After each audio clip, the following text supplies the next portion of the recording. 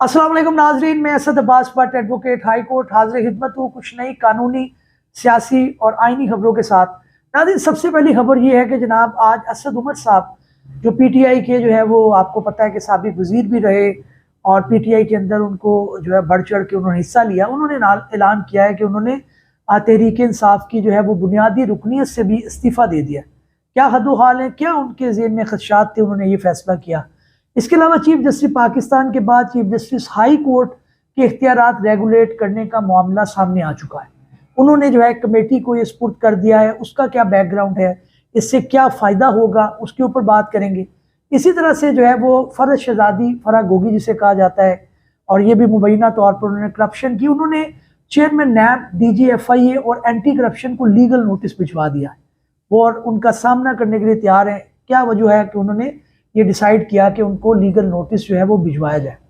इसी तरह से नाज़रीन जो है वो court allows anti corruption official to interrogate Fawad Chaudhry in jail. एक जेल के अंदर फवाद चौधरी को अलाउ कर दिया गया कि वो एंटी करप्शन की टीम उनको कर सकती है। इसी तरह से पीटीआई ने कराची के अंदर एक जलसा भी कैंसिल कर दिया है, और इसके अलावा भी कुछ खबरें हैं जिनको वन बाय वन डिस्कस करते हैं। पहली खबर जनाब ये कि असद उमर साहब ने ये फैसला किया कि वो अपनी पीटीआई की रुकनीत छोड़ रहे हैं। इससे पहले उन्होंने जो है वो आपको पता है उन्होंने फैसला किया था कि वो पार्टी के ओहदे से जो है वो बिल्कुल छोड़ रहे हैं, अलहदगी का इज़हार कर रहे हैं। मेरा ख्याल है उनके ऊपर प्रेशर मुसलसल आ रहा था। फवाद चौधरी साहब ने भी डुअल पॉलिसी खेलने की कोशिश की, और उन्होंने इदारों को जो है वो एक क्या उन्होंने वो पीटीआई में थे भी नहीं भी थे। तहरीक इस्तेकाम पार्टी उन्होंने जो है वो उन चौधरी, अलीम खान और दूसरे जो हैं उनके जहांगीर तरीन के साथ ज्वाइन किए, एक डिनर भी किया, लेकिन बात यह उसके अंदर उन्होंने कुछ ज़्यादा पार्टिसिपेट नहीं किया, जो कुछ लोगों को जो है वो हैरान कुन भी था कि जनाब आप पार्टी ज्वाइन भी कर रहे हैं, पार्टी नहीं भी ज्वाइन कर रहे। तो असद उमर साहब को ये लगा कि अब उनसे मज़ीद जो कोई डिमांड की जा सकती है कि जनाब आप साइफर केस में वो थे भी उसके अंदर इनिशियली नॉमिनेट, उनकी बेल भी हुई उसके अंदर, तो उनको ये खदशा था कि उनको कहीं ना कहीं जो है वो वादा माफ गवाह बनने की कहा जाएगा। अलकादर ट्रस्ट केस के अंदर आपको पता है कि चेयरमैन पीटीआई जो बैरिया टाउन के हैं अपना टाइकून मलक रियाज साहब, उनके ऊपर प्रेशर है कि वो गवाही दें इमरान खान साहब के खिलाफ। तो ये प्रेशर तो आपको रहते हैं ना, जब आप सियासत के अंदर रहे हैं, आपने मिनिस्ट्रियाँ इंजॉय की हैं, आपने तो फिर आप खड़े हो। आप अभी मामला, या आपने उस वक्त चेयरमैन तहरीक इंसाफ को क्यों नहीं रोका, आपने क्यों नहीं डेडलॉक लाया कि जनाब इससे आगे बात नहीं जाएगी। अब आप ये कहते हैं जनाब ट्वीट करके कि मैंने तो मना किया कि इदारों से तसादुम ना हो, ऐसा पोजीशन ना लीजिए। भाई आपका एक ट्वीट भी पहले मौजूद नहीं है।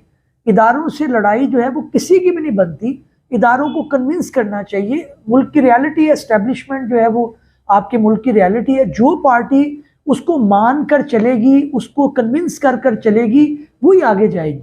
हमारे यहाँ पे कहा जाता है जनाब डेमोक्रेसी, यहाँ पे कंट्रोल डेमोक्रेसी है। ये चीज़ अब आपको 70-72 साल के अंदर समझ जाना चाहिए। इदारों को मिलाइन करने से आप भी बैकफुट पे जाते हैं, अब उसका कोई फ़ायदा नहीं हुआ। इमरान खान साहब एक अच्छे लीडर थे, एक पॉपुलर लीडर थे। 9 मई 10 मई के जो है वो गलती ना करते तो ये मामला आगे ना जाता। बहरहाल उन्होंने अब जो है वो तहरीक इंसाफ छोड़ दी है, उन्होंने सियासत से ही छोड़ दी असद उमर साहब ने। वक्ती तौर पे तो यही लग रहा है उन्होंने ऐलान किया है कि जनाब मैं सियासत भी छोड़ रहा हूँ। अच्छा, अब अगली जो अदालती खबर है उसकी तरफ आते हैं। चीफ जस्टिस पाकिस्तान के बाद chief justice high court Islamabad ने जो है वो अपने इख्तियारात को रेगुलेट करने का मामला आगे कर दिया। अब इसकी क्या वजह है? उनका ये कहना है कि जनाब जब हम रुखसत पे होते हैं तो वहाँ पे ये मामला चलता है कि जनाब उसके अंदर जो आपके कायम मुकाम चीफ जस्टिस आएंगे उनके पास वो इख्तियारात होंगे। किसी को अर्जेंट केस लगवाना है, सेम डे लगवाना है, कोई बेंच फॉर्मुलेट करना है, तो ये इख्तियारात किसके पास जाएंगे? पहले सुप्रीम कोर्ट ने भी ये कहा कि जनाब एक कमेटी है उसको मैंने दे दिया है, वो ये मामला रेगुलेट करेंगे। इसी तरह से जस्टिस मोहसिन कियानी जो हैं उन्होंने भी जो है रेफ़र कर दिया है मैटर को इस्लामाबाद हाई कोर्ट के आगे कि वो रेगुलेट करे कि राइट्स ऑफ हाई कोर्ट क्या हैं, उसके अंदर चीफ जस्टिस के क्या राइट्स हैं। क्योंकि इससे जो अभी जो मामला आया है वो शेर मरवत साहब ने एक पटिशन फाइल की, उसके अंदर वो उस दिन चीफ जस्टिस साहब मौजूद नहीं थे, वो सेम डे लग ही नहीं सकी। तो इंसाफ फराहम करने के लिए अगर अर्जेंट किसी को चाहिए तो वो क्यों उसके इंतज़ार करे। मेरा तो यहाँ तक भी मौक़िफ़ है कि एमरजेंसी जैसे हॉस्पिटल के अंदर 24 आवर है, तो आपको अगर अभी बेल चाहिए तो आपको सुबह का इंतज़ार करना पड़ेगा। ये नहीं होना चाहिए, ये इंटरनेशनल इस तरह से नहीं है। आपको अभी बेल चाहिए तो आपका हाई कोर्ट, आपका सेशन कोर्ट, आपका दूसरे कोर्ट वो 24 आवर काम कर रहे हो। कोई ऐसा मैकेनिज्म डेवलप होना चाहिए। इंसाफ की फरहमी 9 to 5 तो नहीं होनी चाहिए, इंसाफ तो किसी टाइम भी चाहिए। मेडिसिन आपको अगर हॉस्पिटल में फौरी चाहिए तो इंसाफ आपको 9 to 5 क्यों चाहिए? तो ये बड़ी एक सोचने की बात है। इसके ऊपर जो है वो मुख्तलिफ इदारे काम भी कर रहे हैं। इंटरनेशनली तो ये नहीं है, वहाँ पे आपने स्टे चाहिए, आपको 24 आवर मिल सकता है, आप ऑनलाइन अप्लाई करें। आपको बेल चाहिए, आपको 24 आवर मिल सकती है। तो ये मामला थे जिसके अंदर ये चीज़ देखने वाली है, और ये अच्छी एक काबिश है कि उन्होंने मैटर कर दिया। अगली खबर ये है कि जनाब फरह शहजादी, फरह गोगी ने जो है वो लीगल नोटिस सर्व कर दिया, क्योंकि फिल वक्त उनके ऊपर जो इंक्वायरी के मामला चल रहे हैं उनका मौक़िफ़ ये है कि जनाब ये जो तारड़ साहब ने मेरे खिलाफ प्रेस कॉन्फ्रेंस की है, और ये आपको पता है अता तारड़ ने ये भी जो है 9 मई को उन्होंने प्रेस कॉन्फ्रेंस की, उसके अंदर आलमोस्ट वही जो उनके पहले जो थे मामलात वही उन्होंने दोबारा उस पर किए कि उनके प्लॉट्स हैं, उनकी हाउसिंग सोसाइटी हैं, वो ट्रांसफ़र पोस्टिंग के ऊपर पैसे लेती रही। तो वो कोई इतनी नई बात उसके अंदर नहीं थी, सारे तजियाकार भी ये कह रहे थे। लेकिन उन्होंने अब ये इदारों को नोटिस कर दिया है। फरह गोगी ने उन्होंने ये कहा जनाब मेरी इंफॉर्मेशन आपने लीक कैसे की? मेरा अभी डिसाइड होना है, मैं करप्ट हूँ नहीं हूँ, आपने रेफरेंस फाइल करना है, दूसरे मामला चलने हैं। तो ये बिल्कुल सही बात है कि मीडिया ट्रायल शुरू हो जाता है।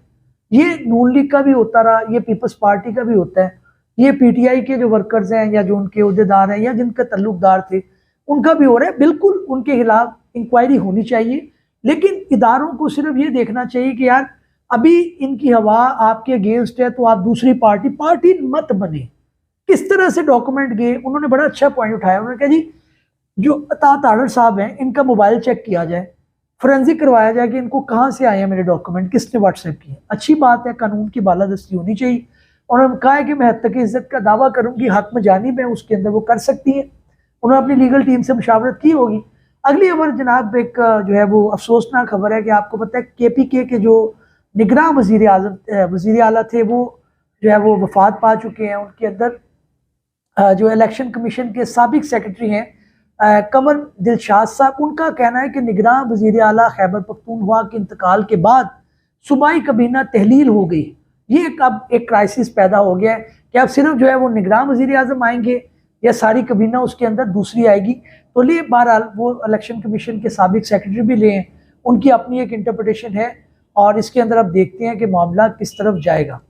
नाज़रीन अगली जो खबर है जनाब के मारूफ कारोबारी शख्सियत हैं, वह सनतकार हैं, इकबाल ZM को हैदराबाद से गिरफ्तार कर लिया गया। इनको पहले भी गिरफ्तार किया गया था और अब भी मुबैना तौर पे उनके ऊपर मनी लॉन्ड्रिंग के इल्ज़ामात हैं। इसके अंदर हुकूमत वक्त बड़ी सीरियस नज़र आती है। डॉलर की प्राइस को कंट्रोल करने में मनी लॉन्ड्रिंग जब होती है तो उसके अंदर जाहिर है ये फिर एक डॉलर की प्राइस बढ़ती है। मुबैना तौर पर उनके ऊपर अब मामला है, अब उनके देखते हैं उसके अंदर क्या होता है। एहतसाब अदालत ने ज़मानत में तोसी नहीं की थी उनकी, मेरा ख्याल है गालबन जो है वो इंटरम बेल चल रही होगी, और उसके अंदर जो है वो जाहिर है इनको पकड़ लिया गया और 90 अरब रुपए का नुकसान पहुंचाने का मुबैना तौर पे उनके ऊपर इल्ज़ाम है। अब जाहिर है इसके ऊपर ट्रायल चलेगा, जो बात होगी उसके अंदर आएगा। उनके 2 बेटों को भी गालबन उसके अंदर जो है वो उन्होंने जो है वो इल्ज़ाम उनके ऊपर आ रहा है इस मामले के अंदर। तो देखते हैं अब क्या होता है जी। अगली जी निगरां वज़ीर आला खैबर पख्तूनख्वा, ये खबर हो चुकी है पहले। आगे बढ़ते हैं जनाब। अब सुप्रीम कोर्ट ने जो गुज़श्ता रोज़ भी मैंने अपने वीलॉग में तस्करा किया कि मुशर्रफ जो है, परवेज़ मुशर्रफ, उनके जो है वो उसके ऊपर आया कि जनाब उनकी, आपको याद है कि उनको सजाए मौत की दी थी स्पेशल एक बेंच ने। आर्टिकल 6 उन पे ऊपर लगा था, आर्टिकल 5 जो है कॉन्स्टिट्यूशन का, उसकी खिलाफ वर्जी जो है वो माना जा रहा था चीज़ को, तो वो उसके ऊपर आया। तो उन्होंने अब ये कहा है कि एक तो आप ऑर्डर उनका जारी हो गया, सुप्रीम कोर्ट के अंदर हियरिंग हुई। एक तो उन्होंने कहा है कि अगर लीगल एड्स मुशर्रफ के पार्टी बनना चाहे तो वो उसके अंदर बन सकते हैं, अपनी बात कर सकते हैं, अपना मौक़िफ़ पेश कर सकते हैं। दूसरी उन्होंने बात ये की कि एक ऑर्डर के अंदर अब ये रिफ्लेक्शन आ रही है कि वो कह रहे हैं कि ऑर्डर को सस्पेंड कैसे कर दिया गया। जो सारा ट्रायल है वो एक स्पेशल कोर्ट के ज़रिए हुआ, और उसके अंदर आपको याद होगा कि स्पेशल कोर्ट जो है वो इस्लामाबाद में थी। तो कोर्ट ने अपने ऑर्डर में भी रिफ्लेक्ट किया है कि सारा जो है वो इस्लामाबाद में हुआ। लाहौर हाई कोर्ट जो है वो किस तरह से उसके अंदर आ सकता था, वो प्रीव्यू से बाहर आता है। कोर्ट इस्लामाबाद में थी, लाहौर हाई कोर्ट ने ऑर्डर सस्पेंड कर दिया और कहा ये कलादम है, क्योंकि जो ट्रिब्यूनल बना, जो स्पेशल कोर्ट बनी, वो आइन के खिलाफ थी। तो उन्होंने कहा ये प्रीव्यू में नहीं था। तो बहरहाल इसके ऊपर दूसरा उन्होंने कहा कि हाई कोर्ट का ये नॉलेज में होना चाहिए था कि सुप्रीम कोर्ट ने पहले बेंच फॉर्मुलेट किया था, पहले स्पेशल कोर्ट बनाई थी जो आर्टिकल 6 की कार्रवाई करे, उसके प्रोज एंड कॉन पहले तय थे, उसको भी लाहौर हाई कोर्ट ने इग्नोर किया। तो अब शुनीद यही है कि उस फैसले को सेटिसाइड करके और मेन अपील पे बात आएगी। अब एक सिंबॉलिक ही होगा, क्योंकि जाहिर है परवेज मुशर्रफ साहब तो वफात पा गए हैं, उसको उस तरह से सजा तो एग्जीक्यूट नहीं की जा सकती, लेकिन एक सिंबॉलिक डिसीजन इसके अंदर आने की अब जो है वो आएगी। इसके अलावा जितनी अपील्स थी, सलमान सब्र साहब की भी अपील थी जो परवेज मुशर्रफ को रिप्रेजेंट करे, तो उसके ऊपर इतराज़ था, अलॉट नहीं किया गया था उसको नंबर। उन्होंने कहा जी सारों को इनके अंदर नंबर लगाए जाएं और इसकी कार्रवाई जो है वो चली जाए। दूसरी जी खबर ये है कि पीटीआई ने अपना जलसा कैंसिल कर दिया कराची के अंदर। उनको जो है जो अभी निगरान वज़ीर आज़म है और डिप्टी कमिश्नर, उन्हें इजाज़त नहीं दी। उन्होंने कहा जी जब हम कोर्ट में जाएंगे इजाज़त लेंगे और फिर उसके अंदर जलसा करेंगे। अच्छी भी बात है, क्योंकि गरीबों को पकड़वाते जा रहे हैं, इनकी हवा है नहीं, कारकुन पकड़ते जा रहे हैं इनके, तो खुद तो लीडर जो है वो प्रेस कॉन्फ्रेंस करके बाजियाब हो जाते हैं।